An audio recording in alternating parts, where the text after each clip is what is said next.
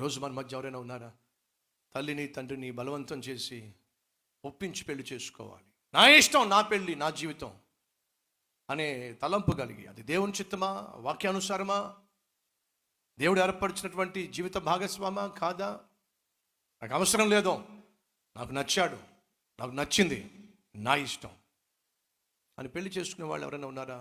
సంసోను బహుబలాఢ్యుడు అండి. 1000 మంది మగాళ్ళను చంపేశాడు, కానీ ఒక్క అమ్మాయిని జయించలేకపోయాడండి.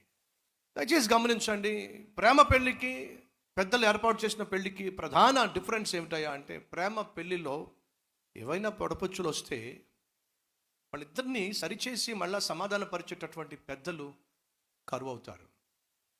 అదే పెద్దలు కుదిరించినటువంటి పెళ్ళి అయినట్లయితే భర్తలో లోపం ఉన్నా, భార్యలో లోపం ఉన్నా పెద్దలు వచ్చి కాసేపు కూర్చోబెట్టి, అలా కాదు నాయన, అలా కాదమ్మా అని చెప్పి కాస్త సరిచేసి మళ్ళీ సమాధానపరిచేటటువంటి అవకాశం ఉంటుంది.